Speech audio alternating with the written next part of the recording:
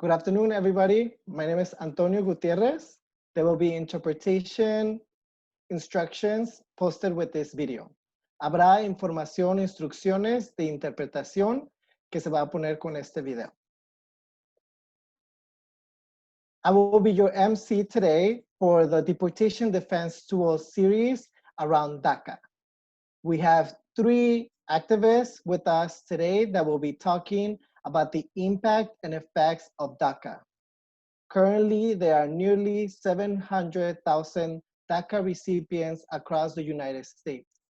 And while the Supreme Court has yet made a decision on the future of the DACA program, people with DACA face another uncertain threat, deportation.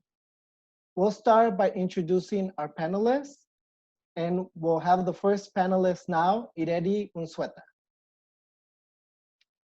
Hi, everybody. My name is Ireri. I use they, them pronouns. I'm a worker cooperative member of Catatumbo Cooperative Farms, LLC.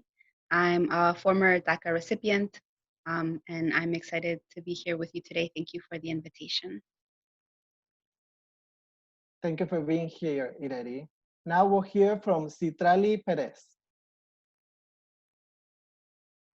Hello, so my name is Citlali Perez. I use she, her pronouns. I'm an organizer with BPNC. I'm undocumented and don't have DACA. And now to hear from our third panelist, Jesus Lopez. Hello everyone, my name is Jesus Lopez, also known as Beto. I had previously been a DACA recipient, and my pronouns are him and his. Thank you for our panelists that have agreed to share their experiences with all of you around their DACA experience. We're gonna get started with the first question, and I'll start in the same order that you all got introduced, right? So we'll go Ireri, Citlali, and then Jesus. How was your undocumented or DACA status shape your experience living in Chicago? Ireri? Yeah, so I've been living in the US since 1994, and since 1994 to 2017, which is 23 years, I was undocumented, and it has framed every single way that I see the world.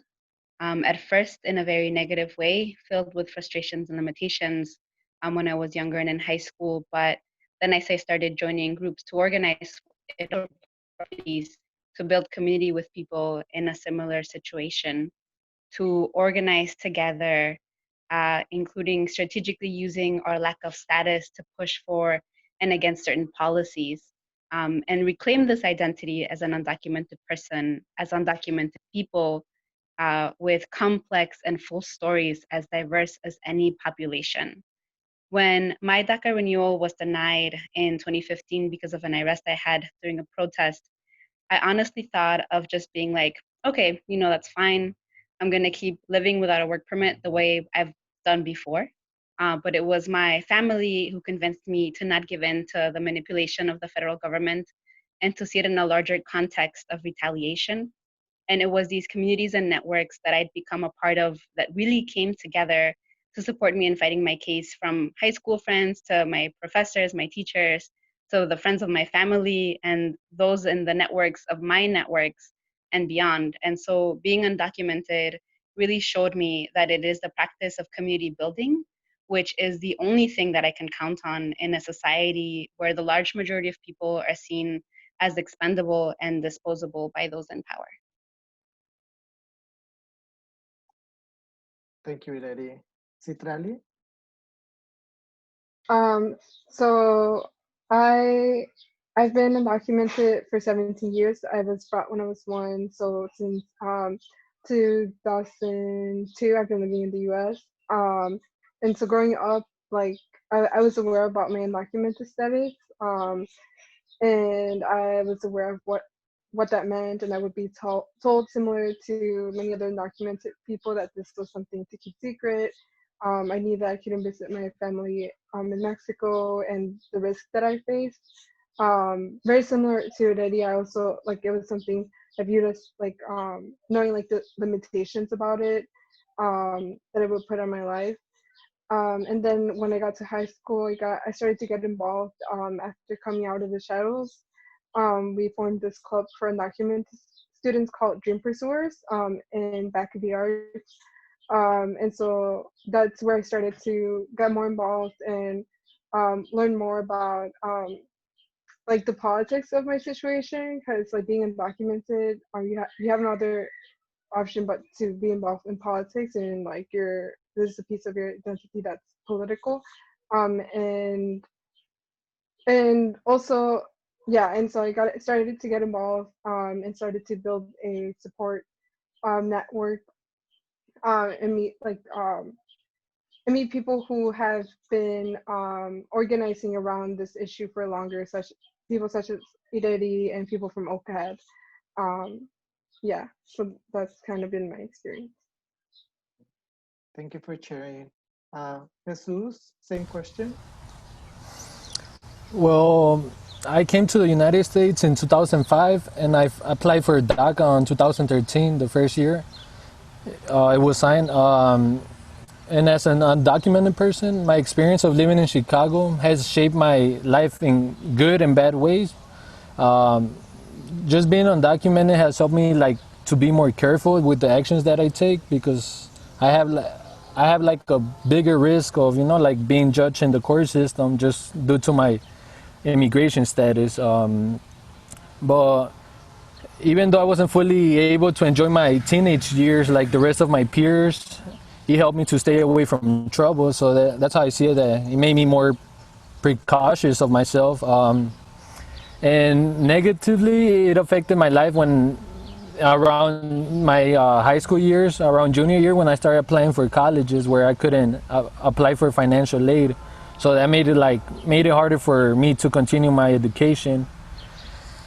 And yeah, like everyone, I would see my friends go to Mexico in the summer, and just me not being able to do that, like made me I don't know, made me to be out of the circle of my friends. I don't know, that kind of affected me.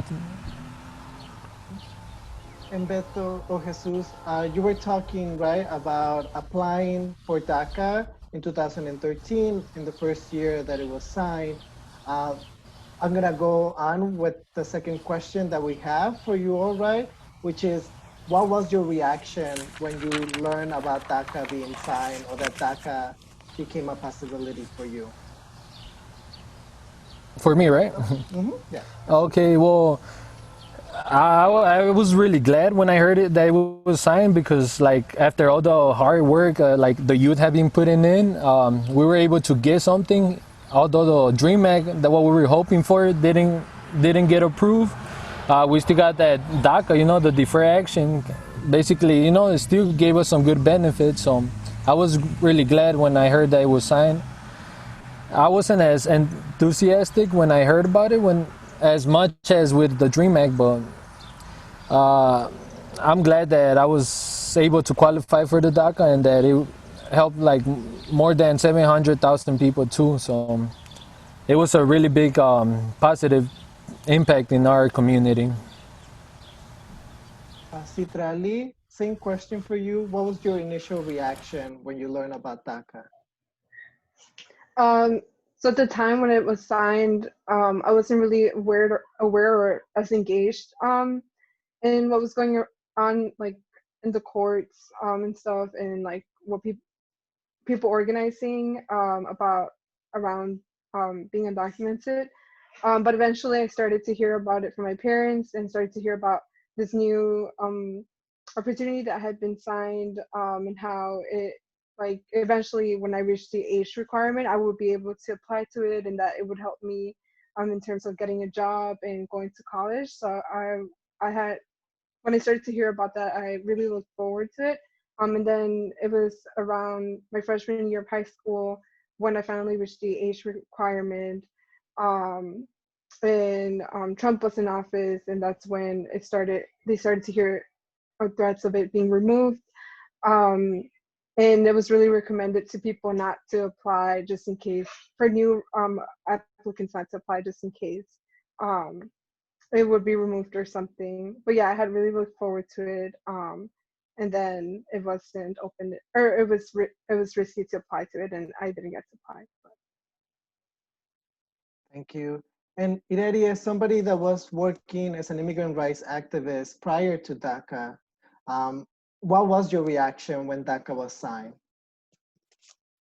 Yeah, so I don't remember if it was being announced or if it was already said, or if it happened at the same time, but I remember that in one of those two occasions, I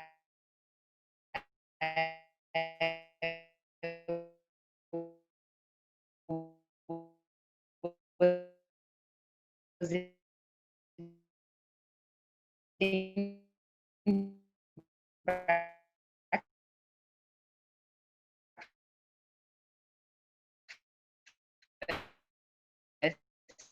with a friend who I hadn't seen in years. And even though I know that DACA was only possible because of the organizing efforts of undocumented people, I also felt really enraged and just sad that any government thinks that it has a right to deny anyone, right, or in this case, give with conditions, the right to work and to migrate, when both of these things are just several aspects of natural patterns of survival. So when my friend asked me if wasn't this a good thing, I remember that I was like, yeah, but unenthusiastically.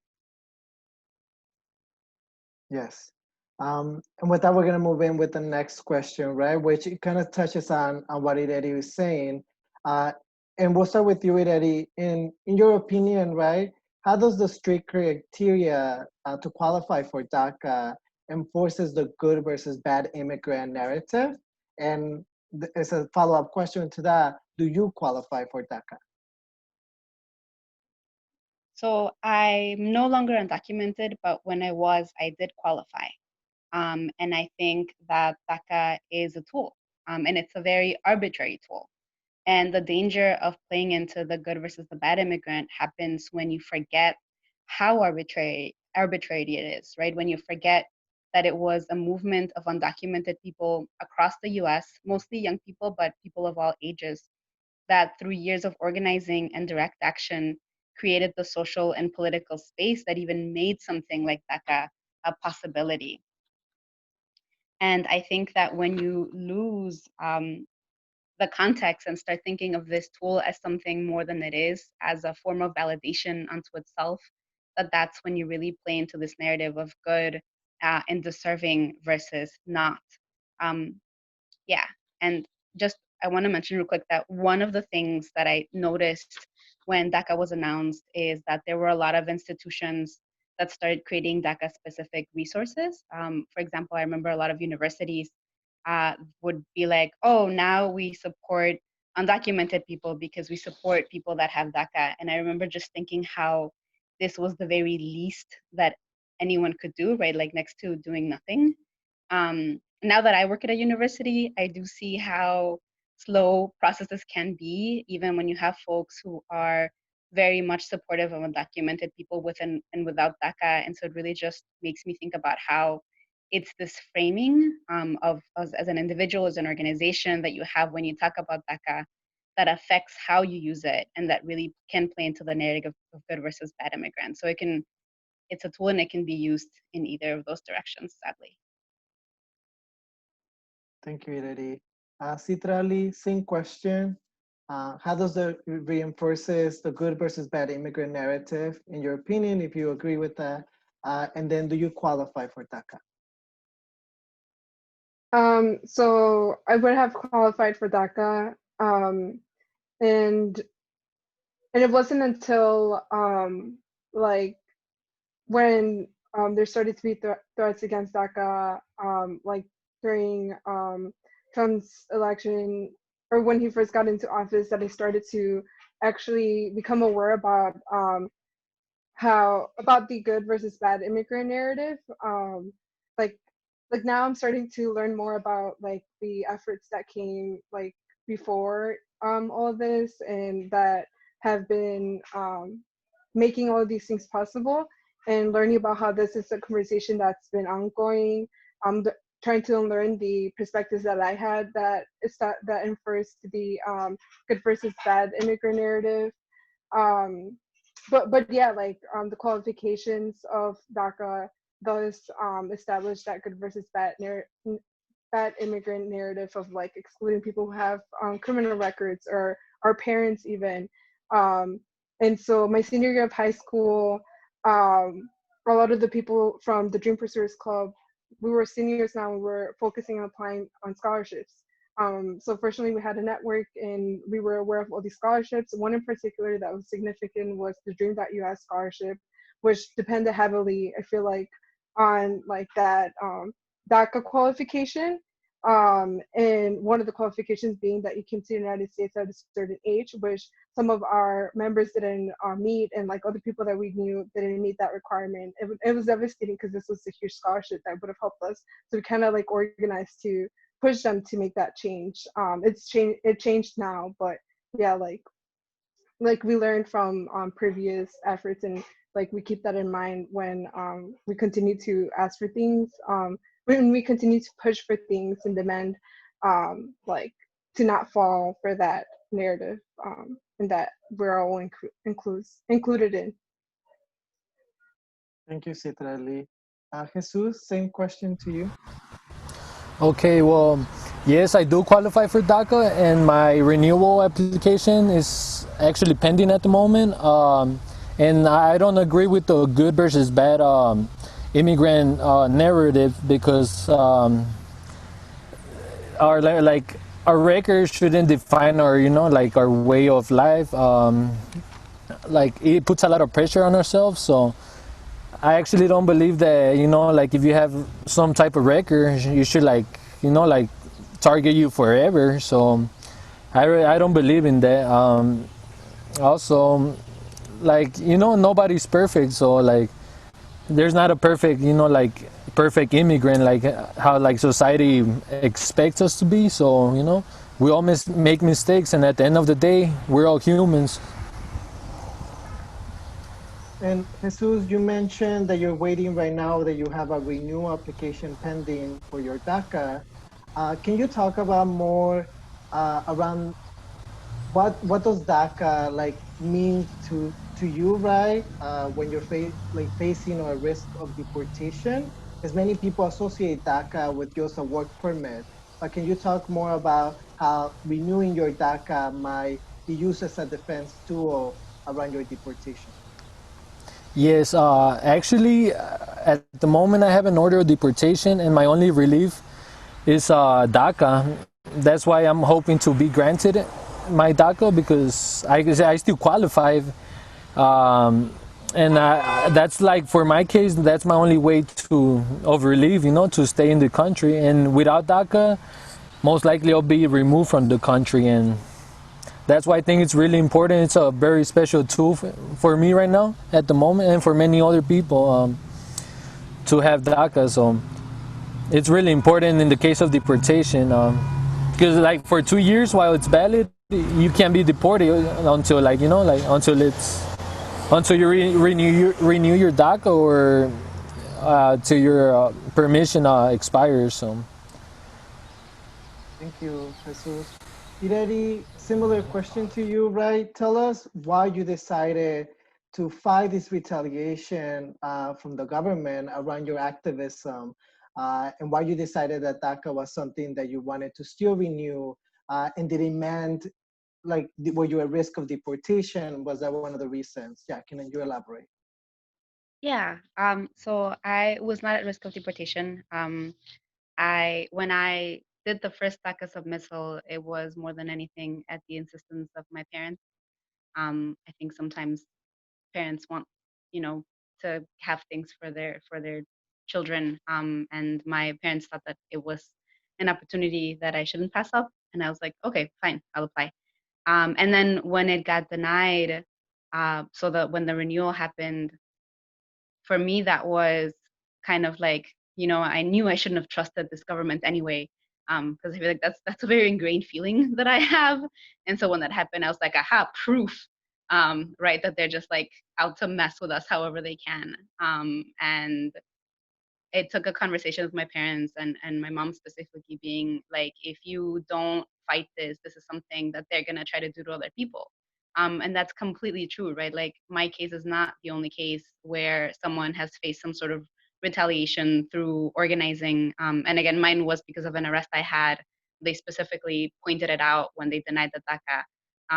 But there's other folks who've had other activism stuff that they've done or other things on their record, right? And those have been in the cases. And so for me, it is really important that any pushback that we can do against the federal government is important, because if we don't push back, they're gonna keep trying to push us like away, right? They're still trying to deport folks, regardless of whether or not they have DACA, regardless of whether or not they have legal permanent residency, right? There's been folks who are naturalized citizens who have been placed in deportation because of retaliation, right? And so like we can't let them we can't let the federal government or any government agency continue to push us any little bit, because they're just that's what, like, they get paid to do that. So for me, it was really about challenging that and being like, no, like, no nos vamos a dejar, you know, we're not going to move from this. Yeah, and within that same narrative, right, as you were saying, right, that as somebody that's currently not undocumented anymore, how would, like, if the Supreme Court takes DACA away, right, and they decide to make DACA unconstitutional, how would that impact you, or how would that impact the undocumented community that you're still part of or directly connected to, Ireri? Yeah, so again, right, like I think I'm older than some of the people on this call. I'm almost in my mid-30s, and I have a certain perspective around, like, having lived without this work permit for a long time, to the point where I think I'm a little jaded. And if I lose the status that I currently have, I honestly would be like, all right, fine, you know, like, I can survive in other ways. And I think that's actually one of the reasons, or it's a really big reason of why the work that I'm doing now around workers' cooperatives is so important to me, because I don't want to let the immigration policies that have for so long been restrictive of my life be what dictate what I have access to, or be what dictate what any of my family and friends have access to, right? And I really believe that there's alternative ways to build community, alternative ways to build economies that don't rely on a country being like, you have a right to work and you don't have a right to work and you do have a right to work, right? In this like complete arbitrary racist way. So I think for me, whether like, I think that the people that I'm around who will be affected by DACA law will be the young people that I work with in the university. I do work with a couple undocumented folks, some who have access to DACA, some who did not qualify, right? And so really just, it's another blow, and it's a really heavy blow, I think, particularly for the people that are relying on it for very real reasons, kind of like Beto said, right? People that needed to fight their deportations, people that are relying it for work, but it isn't the only solution. And I think that there's lots of different, like, you gotta sort of go at it in lots of different ways in this, in the obstacles that people face as undocumented communities and as mixed status families.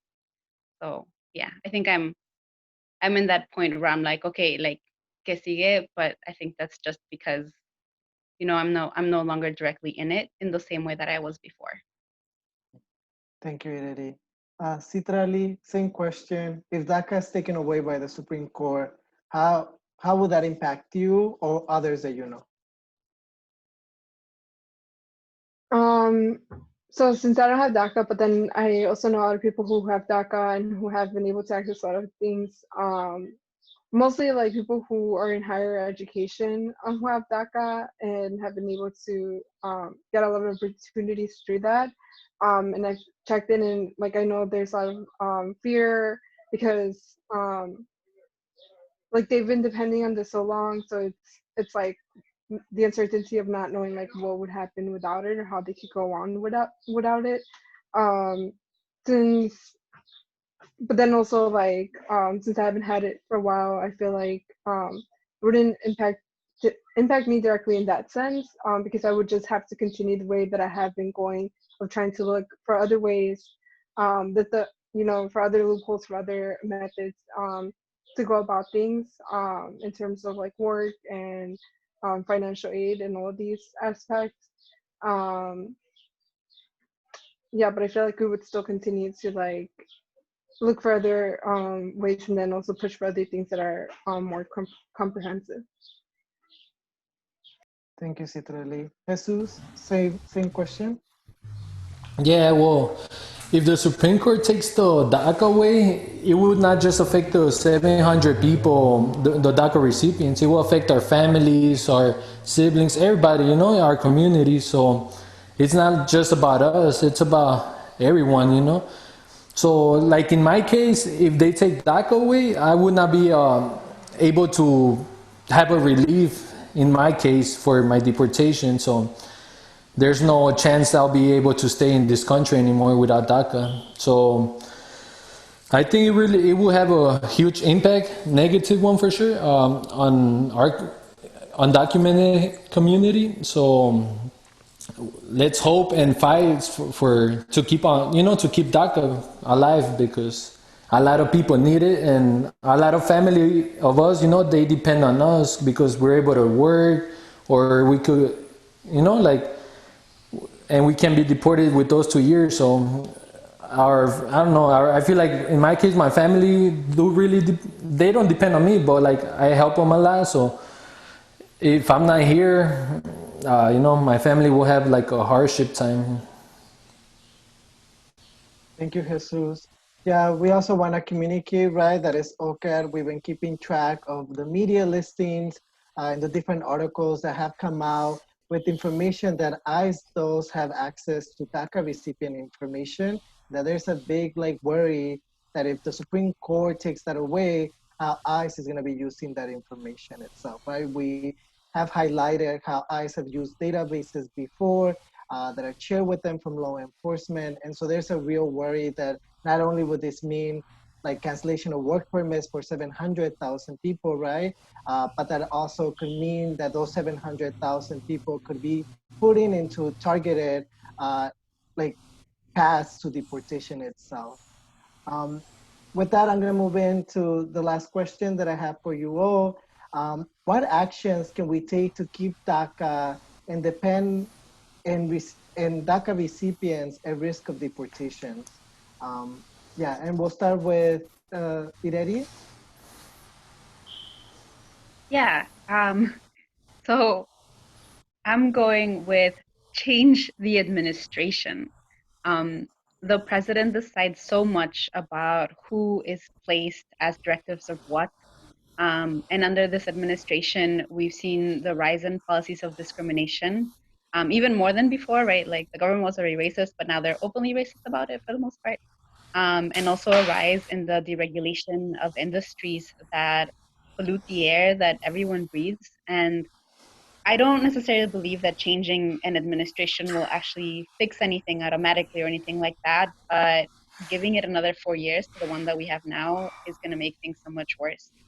I also think continuing to organize and support organizations that are led by undocumented people, such as OCAD, right? Again, because I think that organizing is what can help open up that social and political space that helps create these different realities, right? Before all the work that was done that resulted in DACA, like DACA wasn't even a possibility in people's minds.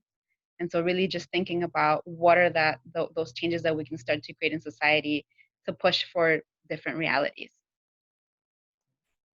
Thank you, Ireri. Citlali, same question. Yeah, so much of what Ireri said of supporting like the actions that organizations such as OCAD are taking at this moment, and then also just um, like continuing those conversations among each other that can help like push people beyond thinking within like the confines of like what they're being told in the media and like about like the good versus bad immigrant narrative, so that we're actually there to support each other when it comes to deportations and like being in risk of these things that are directly impacting our communities. um yeah, that's it. Thank you, Citlali. And finally, Jesus? Sorry, can you rephrase the question? Sorry. Yeah. What actions can we take to keep DACA and to defend recipients of DACA at risk of deportation? In this case, what would you Well, want people to do to, for example, help you to stop your deportation? Well, I feel like the actions that we can take as community is to like unite ourselves and organize ourselves, like OCAD has been doing, and support each other, you know, emotionally and economically, you know. Some actions that could actually help me, and some actions that we can do today, is to sign a petition that's on the link below in the website. And what that means is that when you submit your petition, you're sending an email to the USCIS to tell them to expedite my DACA, because right now I have a check-in with ICE in 2 weeks, which is by June 9. I have a check-in, and so we're really trying to like make this process as fast as possible, because you don't know what happens in my check-ins. A lot of people get re-detained, or they even get deported on that moment. So it's really important to, you know, like to please help us and help me to sign that petition. And that's a simple step that you could do today, you know, and the instructions should be right here in the link below. So it could like help a lot of people like us. Thank you, Jesus. Yes, the link will be shared at the webinar. So please sign the petition and stay informed around DACA news. We're gonna end our webinar today with a shout out that you would like to do to an organization, family, mutual aid effort, whichever you want. And we're gonna start with Ireri. Okay. Well, I'm gonna shout out OCAD first of all because I miss y'all. Yeah, and I'm also gonna shout out Catatumbo Cooperative Farm because it's my farm and it's great. And I'm gonna shout out my colleagues at UIC, both the young people that I work with, the people that are students, as well as the people that are staff, because working with them has been an amazing experience of figuring out how to bring institutional support to undocumented communities. Thank you, Ireri. Citlali? So I would like to shout out the students who are and organizations who are part of the campaign, or the student group called Students Strike Back, who are currently launching a campaign called Cops Out CPS to remove police out of schools, given that it's a threat to students of color and undocumented students to have police in schools. And then also I would like to shout out all the teachers who work with undocumented students. Thank you, Citlali. And finally, Jesus? First of all, I want to give a big shout out to OCAD, because that organization has really helped me out throughout my case, my immigration case. Of course, my family, a big shout out to them. They always supported me. All the people that in other states, they didn't know me and they still supported me. So thank you for that. And I want to give a big shout out to all the people in detention, you know, that they're still struggling, fighting for their case. And I'm just telling them not to give up, because there's always an option. Thank you, Jesus. So don't forget to sign the petition to support Jesus and his renewal application for DACA. Stay tuned for more information, and also stay tuned for more webinars like this around our deportation defense tools. Thank you for tuning in. Bye-bye.